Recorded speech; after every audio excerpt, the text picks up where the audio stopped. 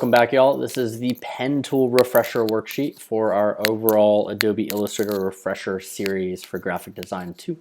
As always, and as we've been mentioning for the past 2 videos, my recommendation is always first and foremost as you open this or any project at all, make sure to go to the window menu at the top of the screen and make sure that you are in Workspace Essentials Classic. Please make sure you're in Essentials Classic.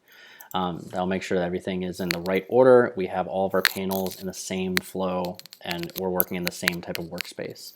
So for the pen tool refresher, the pen tool takes time to get used to, right? So if you have had Computer Graphics 1, awesome. Maybe you're still getting used to it. Maybe you've mastered it. If you are in Computer Graphics 1 currently, then this is a introduction to using the pen tool, right? So I want to make sure that you understand how to use it. So if we look, the pen tool is right here. It looks like a little pen nib right here. So not the curvature tool, not the one that has a little curved line underneath of it, right? If we right click on that pen tool, you can see all of these additional tools that exist that deal with the pen tool. So the pen tool, the add anchor points, the delete anchor points, and the anchor point tool itself, okay? Key thing that I want you to make sure of, right, is that you understand your stroke and your fill are going to be really important for this video, right? So right here it mentions before you start, make sure that your fill is set to nothing, but your stroke is set to something like a blue or a black and set to like 3 points so you can see it. So as an example, I'm going to go and change this. I'm going to click on the fill right here to make sure this is my active selection. I'm going to turn it off by clicking the little strike through that says none. Okay, that'll turn it off. For the black, I can change it to blue, or I can keep it to black. I'm good with either, but I do want to change the thickness of the stroke, and so I can do that over here at the options bar at the top, or I can change that over here under properties. Either way works. We want to change that to 3, and then that way when I draw with my pen tool, it's going to be a thicker line that we can see. Okay, that does mean, if we think about it, that we have a outline, but we will not have a fill, so it's essentially hollow. So when I draw any type of shape, right, if I draw a shape and then try to go click on it with my selection tool, if I try to click in the middle, there's nothing to click on because it's essentially hollow, right? It only has an outline, so I'd have to click on the outline.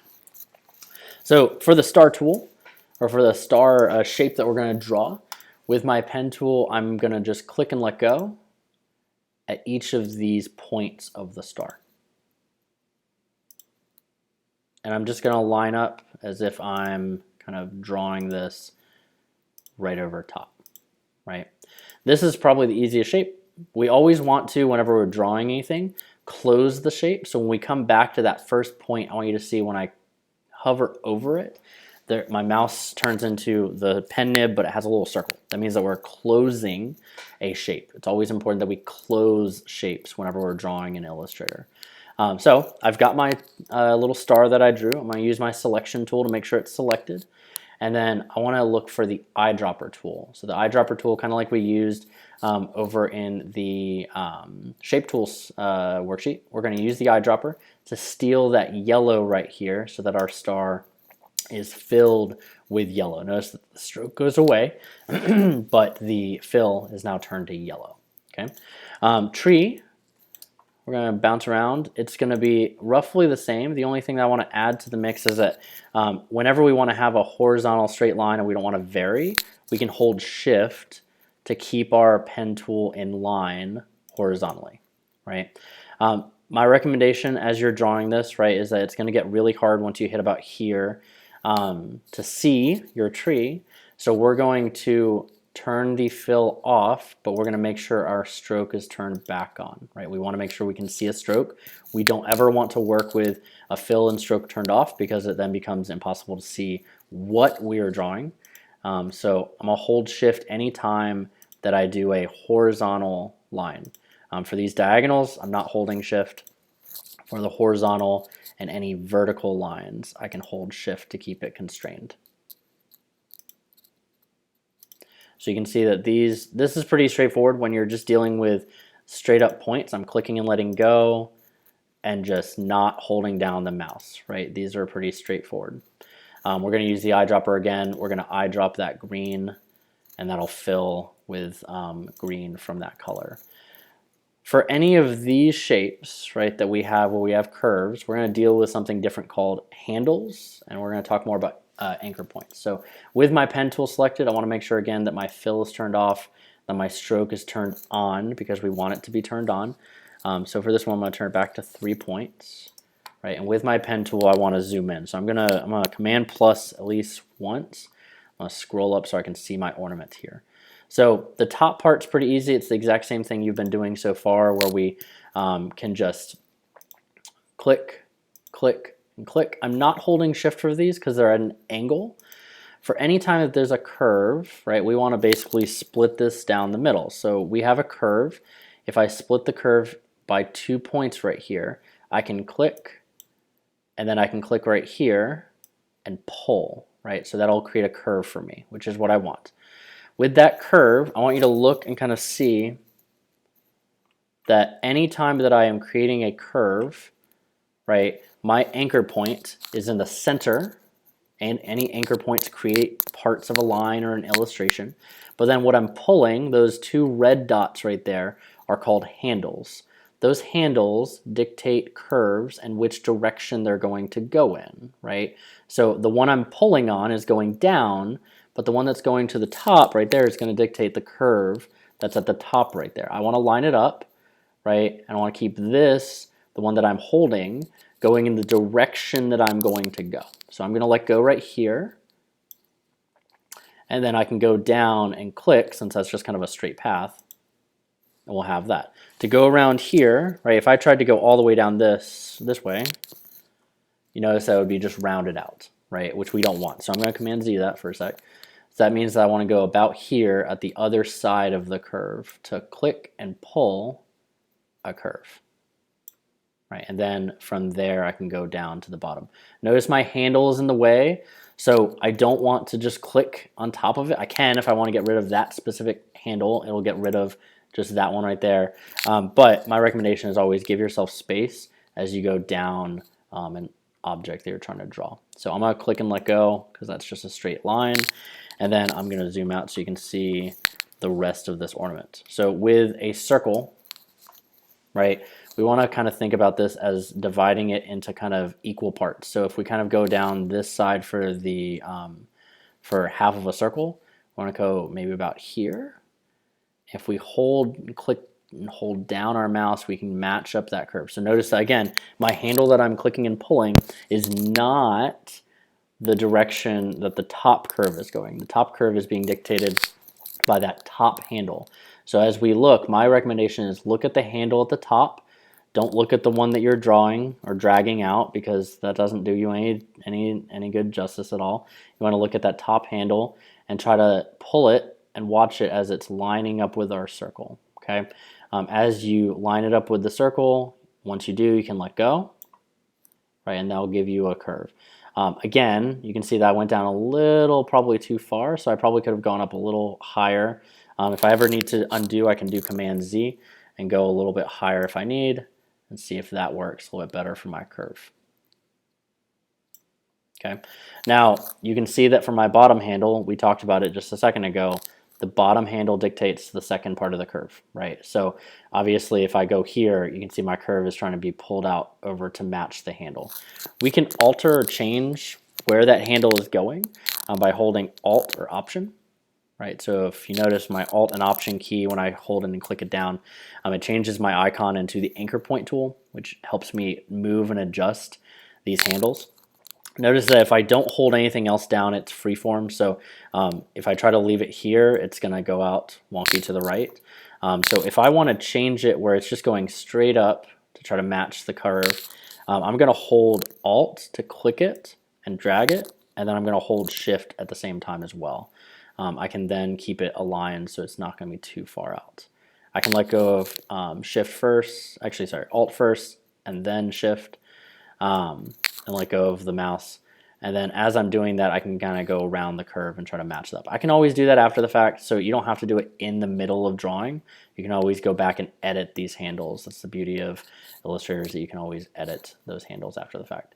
But I can go over here, I can click, and then same deal that I just did on the other side, right? I want to divide those corners. So this is essentially kind of the flow that we want to get back into, right? If we have a quick corner right here, so for instance if I'm pulling this handle I need to change the direction to go vertical. That means I need to change the direction of this handle to go north, aka vertically up here.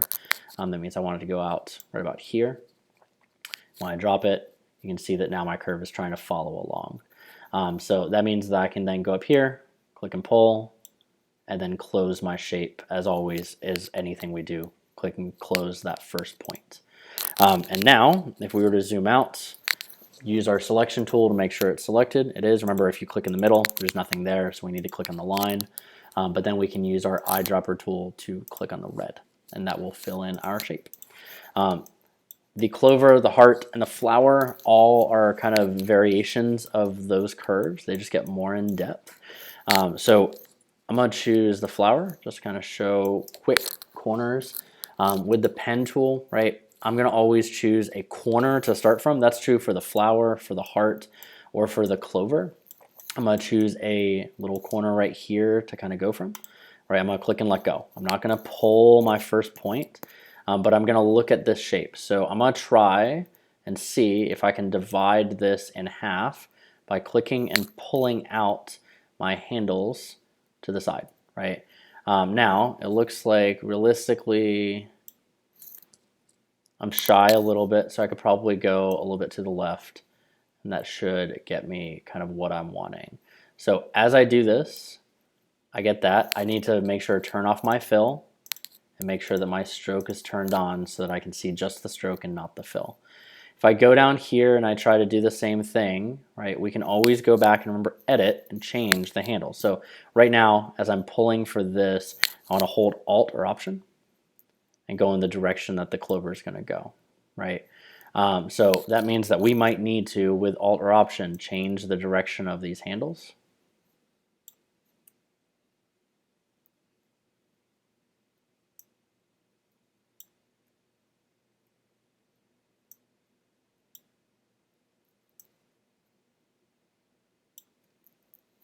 So that it's going to go in the flow of where it's supposed to go. Again, we can come back and edit it after the fact. So I'm not going to worry too much about that. I'm going to split it down the middle, and I'm going to come back and edit after the fact.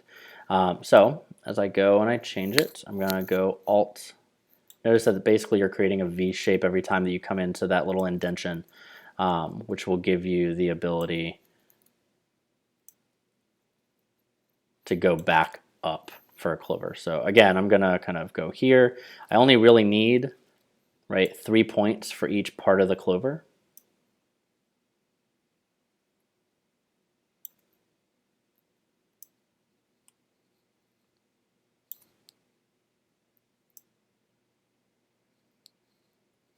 Holding Alt or Option, again, going in the same direction, going up so we can finish that, and then I'm going to go down here and pull. So we mentioned that we can use the anchor point tool to change the direction of these. We can also use the direct selection tool, right?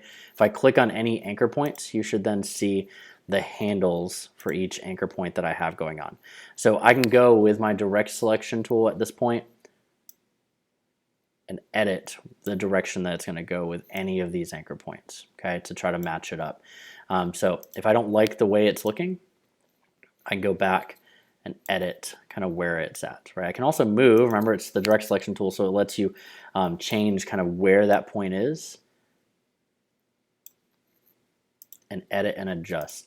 I think that editing your anchor points, editing your anchors and your handles and all of those are really key into being able to go edit your work after the fact. That's something that it's okay to recognize that it's not done perfectly as you start out.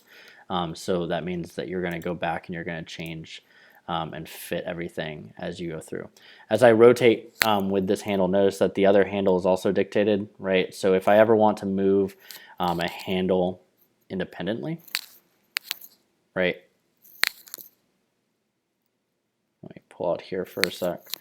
I can always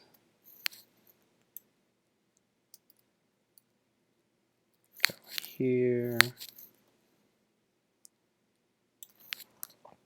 I can always go back and use the anchor point tool to only mess with one individual handle, right? So if I only want to mess with one single handle and not the other, perfectly fine, perfectly capable. If you want both equally used, that's where I'm using the direct selection tool to kind of edit both at the same time, but it's going to rotate both a lot of the times when you're first doing it. So take some time, get used to how the pen tool works again. Remember that you can always add points. So if, for instance, you were like, well, I kind of want another point on this line, right? The anchor point tool, you can see also we had the add anchor point or delete anchor point tool. So if I wanted to add another line or another point to the line, I just need to make sure that I'm hovered over the path that I have here, and I can add anchor points, right? Now, less anchor points are typically better, but if we need to add more points because we didn't have enough as we're trying to trace, we can always do that and then edit those additional points that we just drew, right? That gives us more freedom if we want to have more points along the path. If we need to delete those anchor points, if we ever made too many along the path, we can go through and delete them. Again, we're hovering over and then we're hovering over an anchor point to delete it. It's going to then jump from one anchor point to the next. So whatever was there, if I added one right there, you can see that it clearly deleted that, and it's now trying to jump from this anchor point to this anchor point. So we might need to adjust the handles to try to pull that to fit back into place. But other than that, those last three are really your challenge of trying to make sure that you can draw the shapes that heavily use curves. So this ends our refresher series. As you finish all three worksheets, make sure you turn it into Moodle. Make sure that you keep them as Illustrator files, since I need to see your work that is done on the layers panel. But other than that, let's make it a great day, and congratulations on making it for week 1 for Graphic Design 2.